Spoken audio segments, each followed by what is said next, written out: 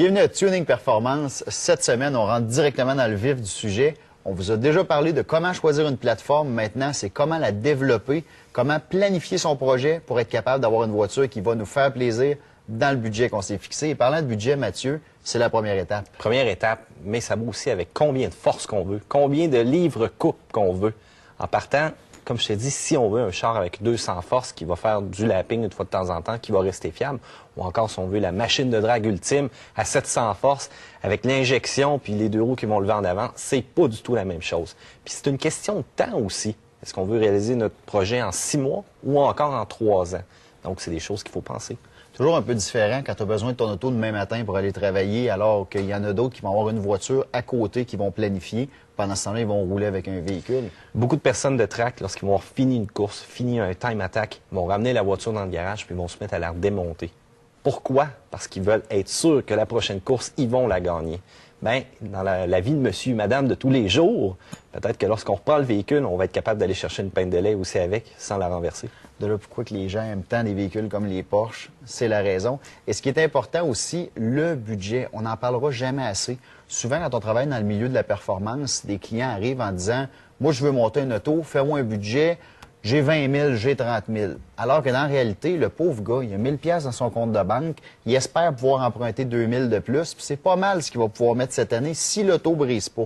Alors pourquoi demander au pauvre gars du speed shop de travailler puis de se casser le bicycle pour essayer de vous trouver quelque chose à 30 000 alors que dans la vraie vie, vous ne l'avez pas. Soyez réaliste, regardez vraiment par étapes comment vous allez être capable d'avancer votre voiture et dans le fond, vous allez aider les gens à bien vous aider. Si vous avez une voiture, vous dites, je veux faire quelques journées de piste, j'ai 2 000 $ total de budget, probablement que la meilleure méthode, ça va être de s'assurer que votre véhicule est en bon état, de s'assurer que tout soit parfait, mettre un petit peu d'argent sur le système de freinage, avoir des bons pneus, et là, vous allez avoir une saison où vous allez avoir un plaisir absolument incroyable avec la voiture. Si vous dites 30 000, probablement que le gars va vous mettre des pièces de moteur, un paquet d'autres knick-knack que vous n'avez absolument pas besoin parce que vous n'avez pas fait la base. C'est essentiel. Oui, puis ce budget-là, il se répartit aussi selon le choix de la voiture, encore une fois. Si tu manques de freinage, mais tu as une très bonne suspension, donc prévois dans ton budget d'investir beaucoup plus sur les disques, sur les freins, les plaquettes, autre que la suspension, parce que tu n'as pas besoin d'y retoucher dans le fond. Et tu parlais aussi de véhicules très performants, Mathieu. Oui. Ça, c'est une chose. Beaucoup de gens vont dire, moi, je veux 400 chevaux, je veux 500 chevaux, peu importe. Et ils vont vraiment s'attarder sur le moteur. Mais dites-vous une chose, chaque fois que vous augmentez considérablement la puissance de votre voiture, il y a des éléments, ce qu'on appelle des fusibles, qui vont lâcher. Première étape, souvent, votre embrayage. C'est très rare, si vous doublez ou à peu près la puissance d'un véhicule, que l'embrayage d'origine va tenir le coup. Donc, dites-vous de l'argent là-dessus. Après ça, il y a le différentiel. Si vous avez beaucoup de puissance, vous allez avoir une roue qui tourne, vous allez avoir des bris, puis vous n'aurez pas de plaisir à conduire la voiture.